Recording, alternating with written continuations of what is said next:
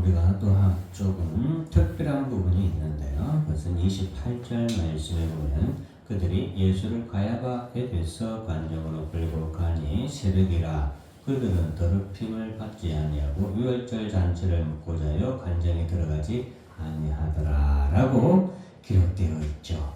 여러분들 28절 말씀을 읽으면서 여러분은 어땠는지 모르겠지만 저는 28절 말씀을 읽으면서 참 아이러니한 그들의 모습을 보고서 웃을 수도 없었고 그냥 안타까울 수밖에 없었는데 왜 그러냐? 유월절이란 것은 하나님이 애굽에서 이스라엘 백성들을 출애굽시키실 때 어린 양의 피를 그 문설주에 바른 집마다 하나님께서 보내신 죽음의 사신의 심판에서 벗어날 수 있는 것을 기념하고 그 어린 양의 피를 기억하고 어린 양의 피를 통하여 그들이 제사함을 얻는 것을 하나님이 이스라엘 백성들에게 대대로 기념하게 한 것이 바로 유월절이라고 할 수 있겠죠. 결국 이스라엘 백성들이 애굽에서 출애굽할 수 있었던 독립을 기념하듯이 이스라엘 백성들은 이 유월절을 바라보면서 유월절을 기념하면서 이스라엘 백성들이 또한 로마로부터 독립하게 될 것을 기다리는 의미도 가지고 있었습니다. 그 당시 이스라엘 백성들은 그렇습니다. 그리고 궁극적으로는 우리가 이 광야 같은 애굽 같은 이 세상에서 우리가 벗어나서 하나님 나라에 들려 올라가는 것 유일한 그 길은 유월절 어린 양의 피의 공로를 의지하는 것밖에 없다는 것이 바로 유월절의 의미이죠. 그런 유월절을 그들은 지키기 위해서 진정한 어린 양 예수를 십자가에 못 박기 위하여서 빌라도로 그들이 끌고 가는 이 28절의 기록은 아이러니하다, 모순이다 라는 것을 우리에게 보여줄 수밖에 없습니다. 그래서 오늘 조금 이따 예수님이 하신 말씀도 있겠지만 예수 그리스도께서 우리에게 이 땅에 살아가는 동안 참과 거짓을 우리에게 분별할 수 있는 지혜와 총명과 명철을 우리가 주시기를 늘 기도해야 됩니다. 그 지혜와 총명과 명철은 하나님의 말씀을 듣고 하나님의 말씀을 배울 때에 그리고 그 말씀을 믿을 때에 참과 거짓을 구별하는 진리가 무엇인지를 깨달을 수 있는 지혜와 총명과 명철이 우리에게 온다는 사실을 꼭 기억하시길 바랍니다. 좀 이따 다시 반복하겠습니다. 자, 그래서 그런 예수를 이제 십자가에 못 박아 죽이기 위해서 지금 빌라도에게 끌고 왔습니다. 그래서 야, 너네들이 이 사람이 행악자가 아니었더라면 우리가 이 사람이 행악자가 아니라면 우리가 빌라도 당신에게 넘기지 않았을 것입니다. 그러자 빌라도가 야, 그러면 너희 법대로 해서 너희 법대로 이 사람을 재판하면 되지 않냐? 왜 나를 귀찮게 하느냐? 라고 빌라도가 말합니다. 이것은 지금 빌라도가 이렇게 얘기하는 것은 빌라도는 이미 유대인들이 예수라는 이 사람을 싫어하고 미워하여서 죽이려고 작정한 것을 빌라도가 알았기 때문이고 빌라도가 그 당시에 엄청난 사람들이 예수에 대해서 환호하고 열광했는데 그 지역을 다스리는 빌라도 총독이 예수에 대해서 알아보지도 않고 예수에 대한 정보가 아무것도 없을 것이라고 생각하십니까? 여러분 그렇지 않죠. 이미 사전조사가 다 끝났는데 빌라도가 조사한 바로는 예수는 아무런 죄를 짓지도 않은 예수에 대해서 어떤 죄를 찾지 못했기 때문에 이와 같은 발언을 하고 있는 것이라고 우리가 볼 수 있겠습니다. 그래서 너희 법대로 재판해라 라고 말하는데 유대인들은 우리는 예수를 죽일 수 있는 권한이 없습니다 라고 했을 때 32절 보세요. 이는 예수께서 자기가 어떠한 죽음으로 죽을 것을 가리켜 하신 말씀을 응하게 하려 함이로라. 즉 예수님은 이 땅에 십자가에 못 박혀 죽으실 것을 성경에서 말하셨는데 그 성경의 예언을 응하기 위하여서 유대인들이 빌라도에게 지금 데려와서 예수를 재판을 해서 십자가에 못 박아 죽여달라고 얘기하는 것이다 라고 말씀하고 있는 겁니다. 그러니 어떻게 보면은 이스라엘이라는 이 나라를 잃고 국권을 잃어버려서 스스로 재판할 권한이 없어서 그 로마의 총독에게 자신들이 죽이고자 하는 예수를 데리고 와서 그를 죽여달라고 하여서 예수가 로마의 로마의 재판을 받아서 로마의 법대로 가장 극형인 로마라는 나라의 가장 큰 극형은 십자가형이거든요.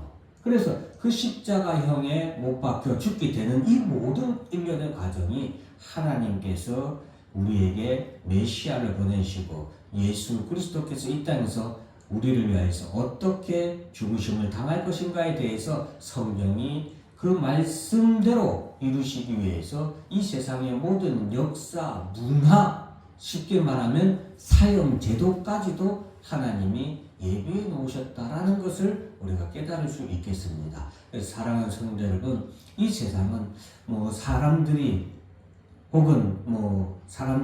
다수결로 아니면은 어떤 한 사람이 일방적으로 이끌어가는 아니면 여러 사람이 다수가 이끌어가는 그런 역사라고 생각하지만 실제로는 하나님 한 분이 이 세상의 모든 역사를 주관하고 계신다는 사실을 꼭 우리가 기억해야 되겠습니다. 그래서 우리 그리스도인들은 지금 일어나고 있는 사회적 현상, 문화적 현상을 조금 바라볼 필요가 있습니다. 왜? 그것을 통하여서 하나님이 어떻게 하나님의 뜻을 이루어가는지를 보아야 하기 때문에 이 세상을 통하여서 하나님의 뜻이 무엇인가를 항상 살필 수 있는 우리 그리스도인들이 되어야 되겠습니다. 거기에 휩쓸려 가는 것이 아니라 그 시대와 그 시대의 문화와 역사와 그리고 사회적인 현상들을 우리가 깨닫고 그 가운데 하나님의 뜻이 무엇인지를 깨달아서 그리스도인들은 역사의 추종자가 아니라 역사 가운데서 하나님의 뜻을 찾고 발견하여 그 뜻을 이루어 나가는 역사의 선구자가 되어야 되겠습니다.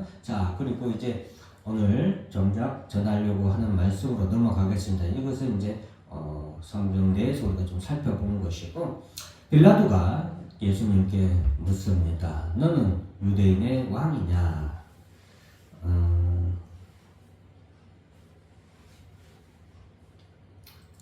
32절에 있는데요. 자, 33절부터 보면은 이에 빌라도가 다시 관정에 들어가 예수를 불러 이르되 내가 유대인의 왕이냐라고 이렇게 묻습니다. 그러자 34절에 예수님께서 내가 하는 말이 내 스스로 묻는 말이냐, 다른 사람들 즉 유대인들의 이 대제사장들이나 이 사람들의 나에 대해서 너에게 물은 말이냐라고 예수님이 묻는 것이죠. 그러니까 예수님도 지금 빌라도가 자신에 대해서 어떤 사람인가를 빌라도가 알고 있는 그런 상태예요. 그럼 네가 지금 그렇게 생각하지 않지? 그런데 유대인들이 나에게 지금 예수님에게 제목을 씌우는 가장 큰 제목 중에 하나가 유대인의 왕이라고 자칭 유대인의 왕이라고 하는 예수에 대해서 유대의 대제사장들이 고발한 거거든요. 왜? 왕은 로마 제국에서 유일한 왕은 로마 황제밖에 없거든요. 그런데 왕이라고 하니까 이거는 로마 제국에 대한 반역죄, 반란죄에 해당하기 때문에 결국엔 십자가형에 처하게 되는 거거든요. 그래서 그것을 지금 유대인들이 말하는 것이자 라고 묻는 것이죠. 그래서 빌라도가 내가 유대인이냐, 내 나라 사람과 대제사장들이 너를 내게 넘기시니 내가 무엇을 하였느냐라고 묻는 것입니다. 그래서 예수님께서는 내 나라는 이 세상에 속한 것이 아니라, 즉 예수님은 지금 나는 로마 제국에 속한 유대의 왕이 아니다 라고 말씀하세요. 그러면서도 나는 유대의 왕이라고 좀 이따 얘기하는데, 그런데 예수님의 나라에 대해서 분명히 예수님은 그 예수님이 말씀하시는 내 나라는 이 세상에 속한 나라가 아니다 라고 말씀을 하십니다. 즉 지금 로마 제국이 다스리는 이 유대인들의 땅, 이 나라의 왕은 내 나라가 아니다라고 지금 예수님이 말씀하시는 거예요. 그래서 빌라도가 그러면 너는 왕이 아니냐라고 말하는 거예요. 이해하시겠죠? 그러자 예수님은 아니다. 내가 말같이 내가 왕이니라. 이제 예수님은 분명하게 자신의 정체성에 대해서 분명히 말씀하십니다. 내가 왕이다. 그리고 내가 이를 위하여 태어났다. 예수님은 태어날 때부터 이스라엘의 왕으로 태어나신 분이시다. 그래서 동방박사들도 예수님 어린 아기 예수가 태어났을 때 유대인의 왕으로 나신 이가 어디 계시며? 라고 동방박사가 찾았죠. 그리고 예루살렘 입성할 때도 수많은 백성들의 주의 이름으로 오시는 이 곧 이스라엘의 왕이시오 라고 그들이 환호하며 예수를 맞이했죠. 즉 예수님은 왕이 이스라엘의 왕으로 이 땅에 오셨고 그렇게 태어났으며 이를 위하여 세상에 왔다. 그러나 내가 이 세상의 왕으로 온 것은 진리에 대하여 증언하기 위하여서 이 땅에 왔다 라고 말하면서 무릇 진리에 속한 자는 내 음성을 듣느니라. 여기서 예수님은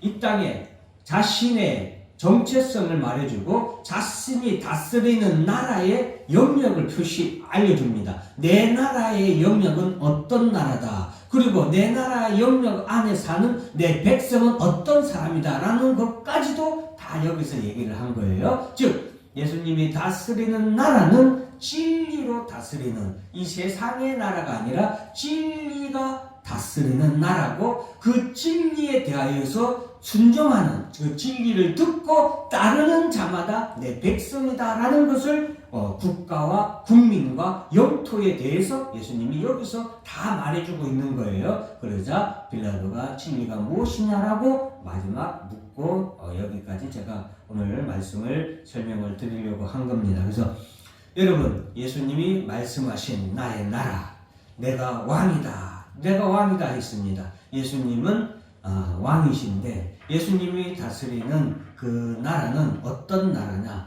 진리에 대해서 증언하는 왕이 예수 그리스도고 진리에 의해서 다스려지는 나라가 통치되는 나라가 예수님이 다스리는 나라다. 그리고 그 나라는 이 세상에 속하지 아니하였고 그 나라 백성들은 진리를 듣고 순종하는 진리를 듣고 그 말을 듣고 따르는 순종하는 나라가 바로 그 나라다라고 말씀을 하고 있죠. 그래서 예수님이 말씀하시는 진리는 무엇입니까? 예수님은 요한복음 14장 6절에서 내가 곧 길이요 내가 곧 진리요 내가 곧 생명이다 라고 해서 참 길이요 참 진리요 참 생명이라고 말씀을 하셨죠. 또한 예수님은 이 땅에 오신 참 생명의 떡이다 라고 말씀을 하셨고 참 하나님의 아들이다 라고도 말씀을 해 주셨습니다. 그래서 예수님은 참된 길이요 참된 생명이며 참 구원 참 복음을 전하는 예수님 그리고 참 하나님을 전하는 왕으로 이 땅에 오신 분이 바로 참된 진리의 왕국을 전하기 위해서 그 진리의 왕국에 들어갈 참 진리의 백성들을 구원하기 위해서 이 땅에 오신 참 왕, 진리의 왕이 되시는 분이 바로 예수다라는 것을 우리에게 말씀해 주고 있습니다.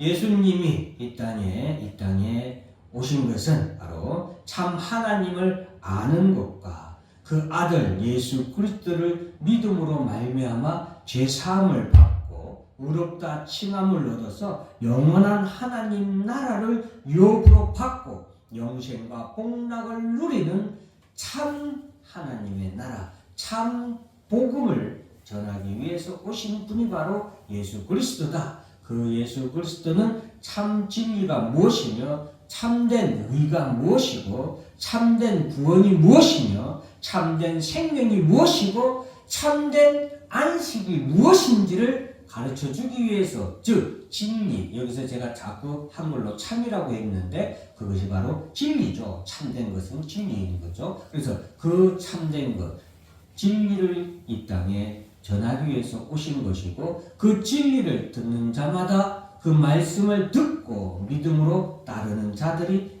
진리의 나라에 진리의 왕이 다스리는 그 나라에 들어가는 진리의 백성들이라고 할 수 있겠습니다. 그래서 예수님은 내가 이를 위하여서 온 내가 왕이다 라고 말씀하셨으니, 사랑하는 성도 여러분, 참 왕이 되시는 예수 그리스도를 따르는 참 백성들, 참 진리의 백성들이 되는 여러분들이 되셔서 참 하나님 나라, 영원한 그 나라에 함께 들어가기를 주 이름으로 축원합니다.